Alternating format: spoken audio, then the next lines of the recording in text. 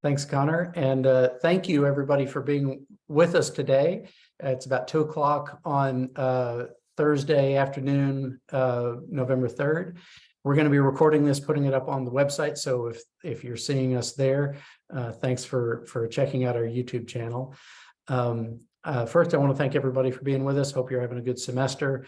Everybody I talk to these days is just frantically busy. So putting aside a few minutes to talk about this is much appreciated. And I know we want to make good use of your time here. Let me just do a couple of very quick introductions, and I will turn it over to our speakers today.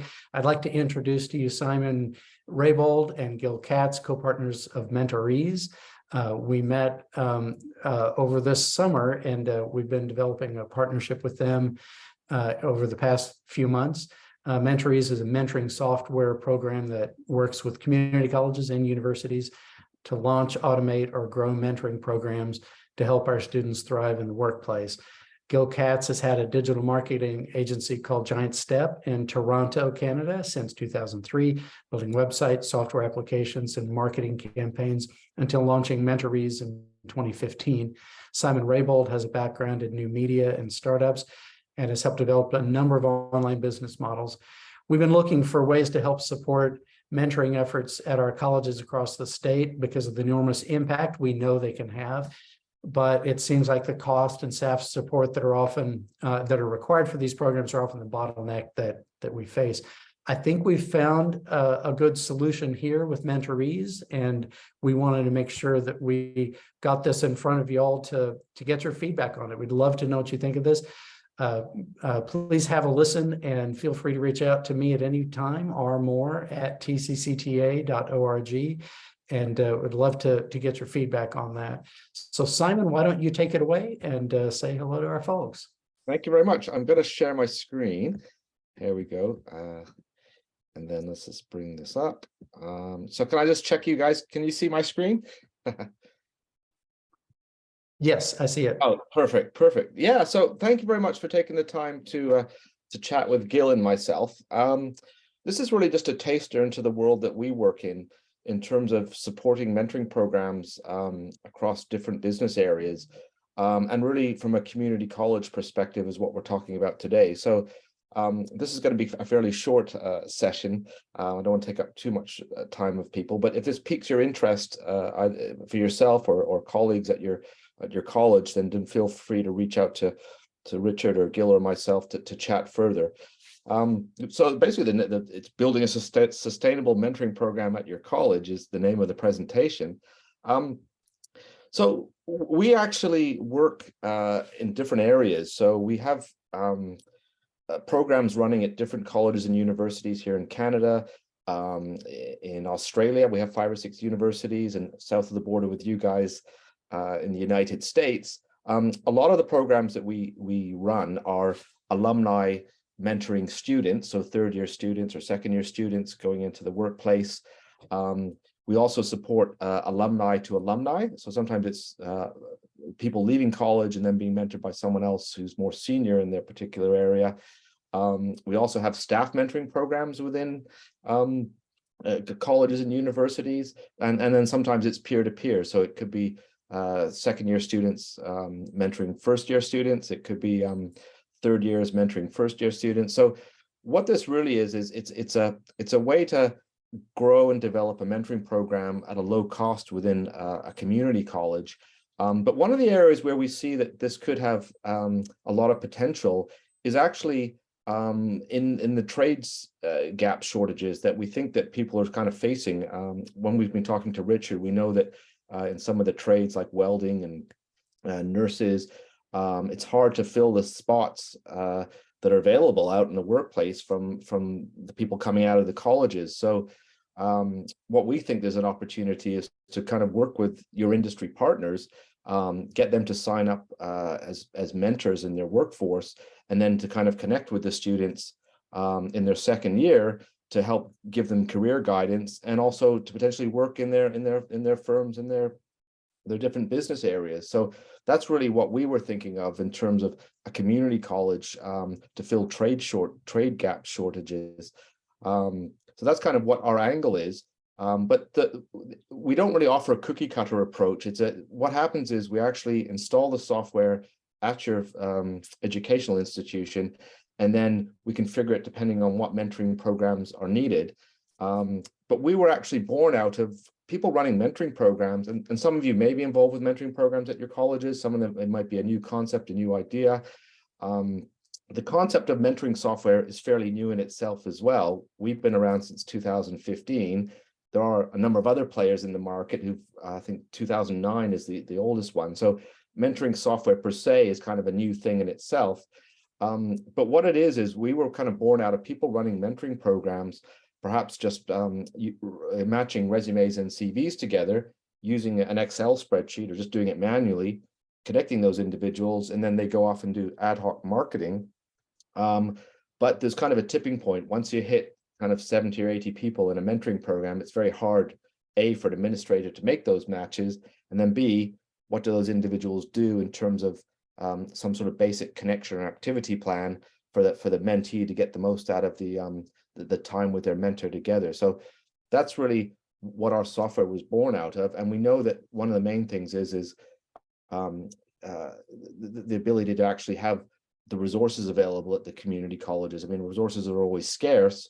So we basically have a low-cost software that really doesn't take a lot of time for an administrator to kind of manage. It's self-sufficient in terms of the algorithm that matches the individuals that sign up for the program, and then these tools that kind of help them through the mentoring process in order for the mentees to get the most out of the time with their mentors. And we're going to show you some examples as well of actual programs. In terms of kind of what do the mentees and mentors get out of it, we kind of figure that the mentors are as important as the mentees. The mentees essentially are getting career advice, gaining industry knowledge from their mentors, some personal coaching and life skills, and importantly, networking when they're actually going out into the workforce. From the mentor perspective, can give mentors new perspectives, talking to younger people, knowledge transfer and reverse mentoring kind of thing, and also importantly, giving back to their communities. So if someone's graduated from a college and they've been working for 5, 10, 15 years, they're often they want to give back to help the next generation in terms of helping. And also it can be a remit within the organizations themselves. So if an organization signs up some people to be mentors, it's actually helping to again, going back to the job gap where filling roles that need to be filled. And I think I don't know too much about the Texas economy and workforce, but I know Richard was saying that, it's very hard to find welders in a lot of the trades because a lot of I call them kids, they're not kids in their 20s, are doing computer science and all these other types of stuff. So there are these, the trades are so important, but it's a way for the employers to basically help fill the gaps for the coming years for the job roles that need to be filled. And again, the challenges, just again, speaking to Richard and Connor, the challenges that the community colleges have are essentially getting the budget signed off in order to actually run a mentoring program. And then also finding mentors themselves. So again, reaching out to your industry partners. Some of the programs we have are actually sponsored by the industry partners. So the mentoring program actually has the logo of one of the partners being involved, and it's underwritten by some of they actually pay for it. So that's another way of trying to get the budget signed off to kind of run a mentoring program. And then just historically, if you do run a mentoring program and it's not supported by software, there's inviting the mentors and the mentees, the registrations, the matching, the activities that the partnerships, the matched partners get involved with, the communication, emails, and reporting. But essentially, what mentoring software does, it underpins all this and automates it. So it's all really about automation, so that the administrator actually focuses on the industry partner relationships and actually looking after the mentors and mentees who are coming to the program. So, and if it's new to an organization, a community college, we tend to kind of start small and grow over time. So again, the program might have 70 or 80 people in it from the first year. you learn from that, and then it grows over time until suddenly after 3 or 4 years, you have a program that has 400 or 500 participants or even more. So it's kind of start small and then grow over time. In terms of also, we can send you this presentation afterwards as well. This is really just to pique the interest, to see if it's of interest to the audience, and thank you for taking the time. And I know there's a bunch of different people and different types of roles in these community colleges, in your community college network. And we do actually have a demo site that you can play with. We can't show customer information, so if afterwards you actually wanted to play with a version of the software, we have something called Windmill College, but it doesn't actually exist. All the people in it, all the mentors and the mentees are fictional, but you can actually give you a login to a generic demo site to actually play with the software to give you a better feel for how it might help your organization or the program that you're supporting. But basically everything is automated, and the matching process is done through an algorithm. So the mentors and mentees are directed to online forms. And if you have a mentoring program at the moment, that's our starting point. And we might enhance those forms, use other questions that we know that the algorithm can work with. And that's the starting point for the mentor and the mentees. Often the mentors are invited first, so then you kind of know how many mentors you have for that particular cohort or session. So let's say you get 50 mentors in, then you know, okay, we could probably have about 70 or 80 mentees, because some mentors will mentor more than one person. And that's kind of how you balance that particular cohort. And then often you set a time frame against it. So it might be a 6-month program or a 1-year program with different steps. One other thing that we do is what we call a coffee chat mentoring, which is, in our industry, it's called flash mentoring. But what this is, you could have your main program, which could be a 6-month program for the students and the industry and the mentors. And also you can have just one-off mentoring. So let's say I'm someone senior in the oil and refining world, and I'd like to be a mentor, but I don't have the bandwidth to mentor someone one-on-one for a longer time period. They could be part of a pot of what we call coffee chat mentoring, where a student can actually just request to have a one-off conversation with someone, and they can have access to someone senior just for a one-off question or idea of a specific topic. So, and what happens is we can run multiple programs from the same installation. So, oh, my phone's ringing. Sorry, hang on. I'll chuck it in the bin. There we go. Oh, sorry. Typical. Oh, yeah. So you can run multiple programs from one installation. So the community college can have an industry mentor program mentoring the second-year students coming out of college. There could be a staff mentoring if sometimes the HR department gets involved. But once it's installed in the college, we can add in other programs, and then one of them can be this flash mentoring or coffee chat mentoring. And myself as a mentor, when I sign up, I can be asked, okay, Simon, you're willing to help a student over the next 6 months.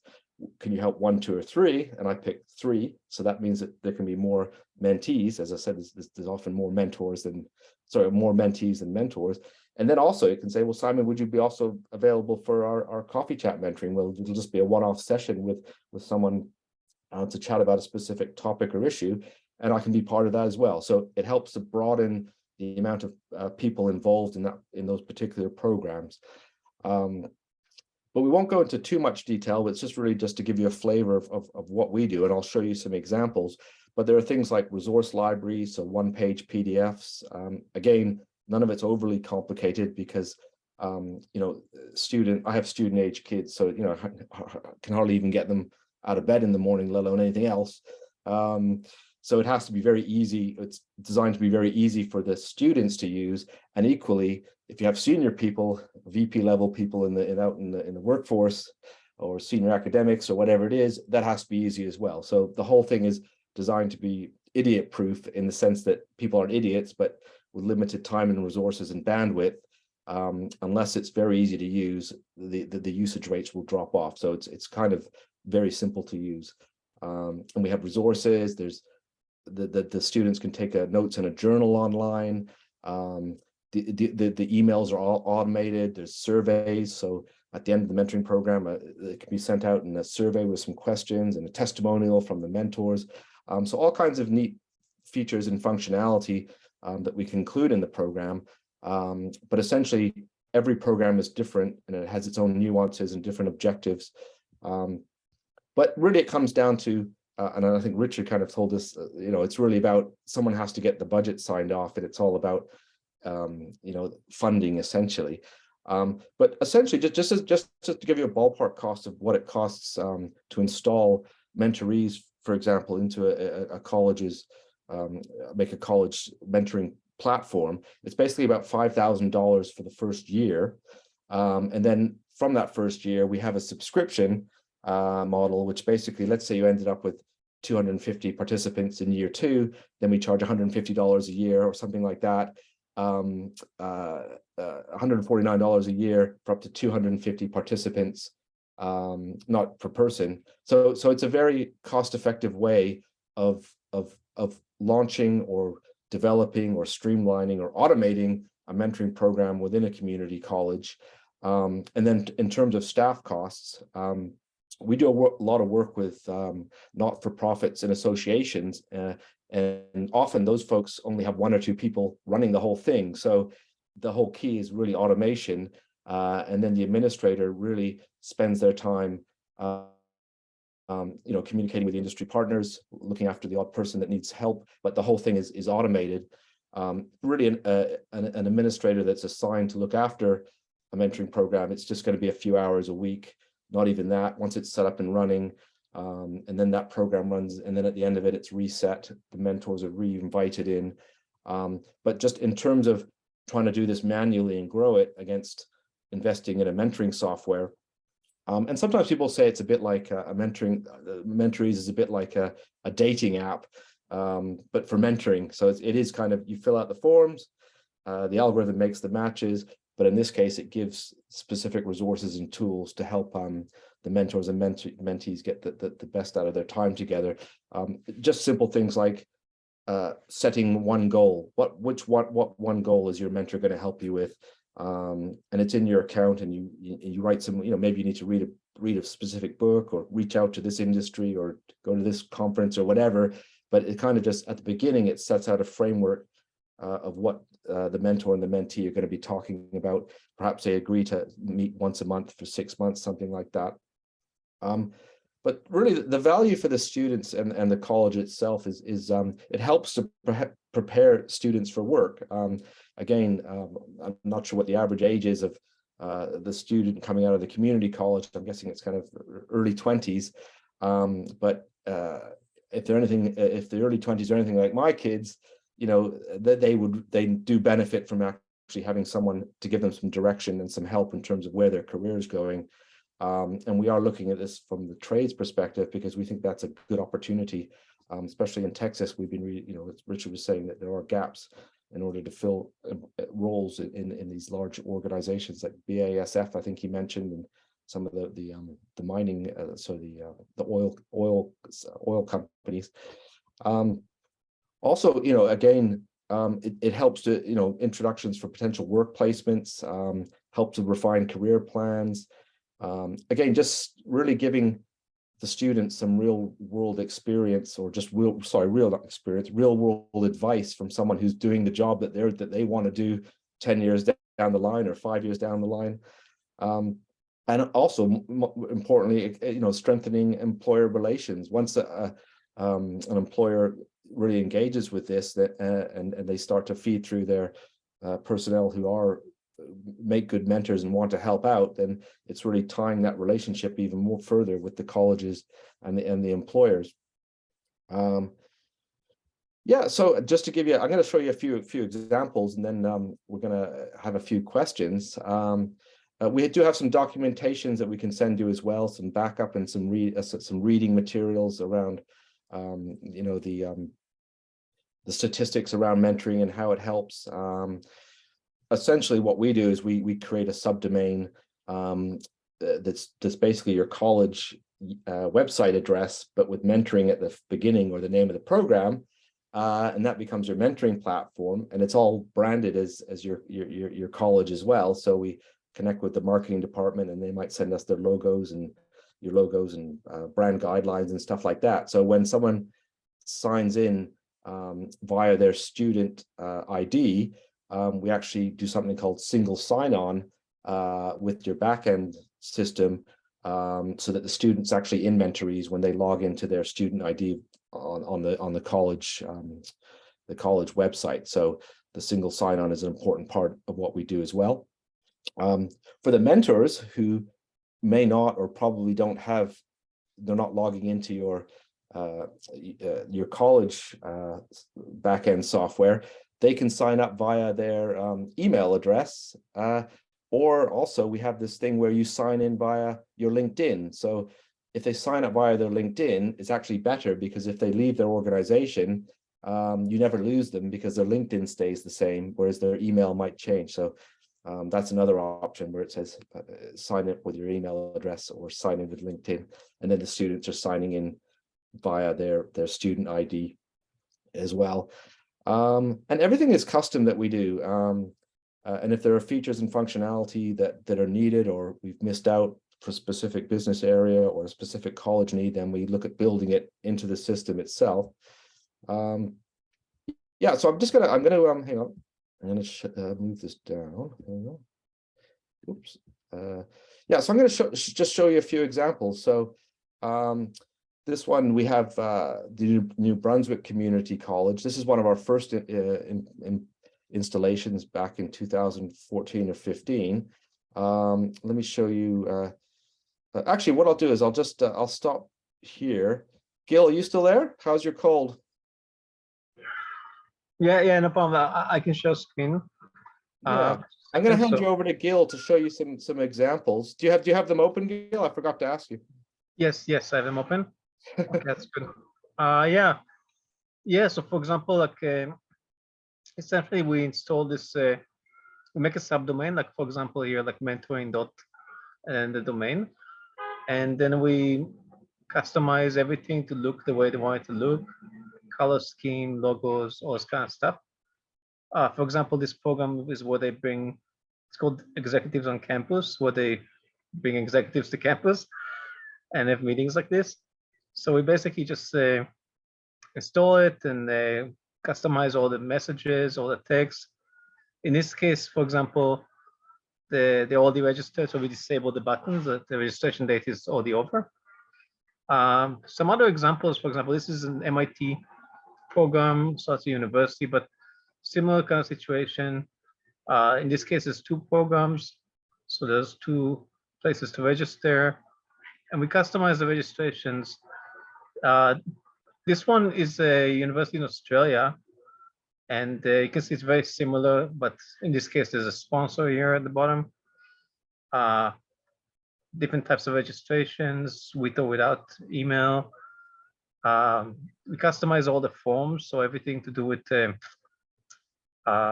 basically adjust the questions any way you want it to be.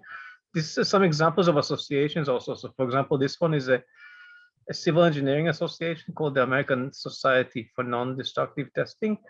So basically testing, let's say, bridges without breaking them, stuff like that. So they have members in the association, and they register, fill the forms, different information in the beginning about the program rules and things. And yeah, all these options are customized every time. This one is a interior designers of kind of, so Association for Interior Designers. And we can also have different languages with Google or without Google. Logging with different systems. Spanish might be relevant for you guys, I think, in Texas. The French probably not so much. Yeah, you get the idea. Basically, it's very similar. Each time with different variations. Yeah, something about it. Gil, do you have the just to show example of the tools that the partners when they're matched that they work with? So like the journal and the tasks. Do you have that open? I can open it up. Oh, you still there? Yeah, just sorry, 1 second. I'll open it. Okay, cool. Yeah, so we work across, we have Fortune 500 type companies. So we have people like Anheuser-Busch's North American Commercial Sales Organization and Amy's Food, Sun Life Financial, but we were really born out of the university and college arena in terms of what the software was built for. And then we also try and focus on associations and not-for-profits. For example, this one is this is for a media company. It runs in industry events and award shows and stuff like that. So they have a mentoring program for the various events that people attend. So across the various events, people can join the program. And so there's the mentoring checklist here with sections for preparing. Basically, the idea is basically somebody is joining the program because they want to learn something. So they basically are looking to find the right person who can help them. And then they find the right person using the matching algorithm. And then they connect, and then they prepare for the first meeting. So there's some advice of how to prepare for the first meeting, some tips, for example, some tips for in the resources. And then they can also plan like which days roughly they're available, maybe morning, afternoon, evening, how often they want to meet, some basic stuff like that. At some point, maybe while they're going through the motions of meeting, they may realize, okay, well, what else should I be doing? So there's a place for progress to remind them, okay, you should be doing this and that. And sometimes there's a halfway survey and a completion survey. And then for completing the programs, there's a list of things that they should do. And some of it's not too cerebral. For example, like, you know, in the completion survey, one of them is like, you know, if possible, connect with your mentor on LinkedIn. Sorry, the complete section, you know, complete the completion survey, and then also thank your mentor. You know, you wouldn't think you'd have to remind people to thank people, but all in there to make sure that it happens, kind of thing. Then the idea is basically they meet and take notes in the journal, so they have a place for to write notes, and they basically just quickly jotting down ideas here, and then they can turn those notes into goals and tasks. So there's basically a list of goals. They can usually just have one goal, but it could be two or more if they want. And then they jot down basically from the journal notes that turn those into cohesive tasks to achieve this goal. And then, for example, if the mentor tells them, for example, in the meeting, maybe it tells them they should read some book, for example. So, and maybe the mentor later on realizes, oh, really, they should focus on chapter 5. So they can write here, like, you know, they might be writing here, like, read this book. And then the mentor can just anytime give them some more feedback, like, oh, just focus on chapter 5. So stuff like that to refine. And then the idea is that eventually, actually, we can also have check marks here. So the idea is basically that they. Oh, you still there? Oh, hang on, desktop. I think he's gone. Gil, I've grabbed it back. You seem to disappear. Oh, wow. Oh, that's okay. Yeah, we don't want to get too, what's the word, granular, because this is kind of more of an overview to pique people's interest. But this is what we're gonna. If you want to follow up, we'll send you our demo site to play with. Just to tell you a bit about Mentories as well. Hang on, let's go to here. Whoops, move this out of the way. Yeah, so we're a fairly small. Whoops, let's do this here. We're a fairly small company. There's 7 of us. Gil's actually a mentor at the University of Toronto here. He mentors the first-year math students. And he's been doing that for a number of years. His older brother is our lead technology. There's myself. We have 3 other employees. But when a college signs up with us, then essentially it's the senior team for the first year. And then when you guys are all happy that everything's working and the outcomes are what you want them to be, then we assign you an account manager. And then we also have, he's asleep back here, my trained therapy dog called Monty, who has his own certificate as well. But I'm gonna just hand it back to Richard. Maybe we should have questions. I think we've gone into a bit more detail than we planned to there, Richard. Well, thank y'all. That was very helpful. And I hope those of y'all on this call or watching the recording later have a sense of what this does. I know just about every college in the state is interested in mentoring programs. We just know the impact that has on student completion and job placement and just the value of their experience while they're with us. So the desire to offer mentoring programs, I think, is very high. Where you run into obstacles are just that the resources are limited, both in terms of the cost it can incur, the staff time that's required to run a program like that, and also the demands on the mentors. They're busy professionals, and we're asking them to devote time. And it seems like these tools solve a lot of those issues by automating the things that can be automated and giving robust online experiences to the mentors and the mentees for what can be put online. And then that even adds more value to the time that they can spend face-to-face. So I think this really speaks to a felt need that I'm hearing around the state, and I applaud y'all's efforts in developing this solution.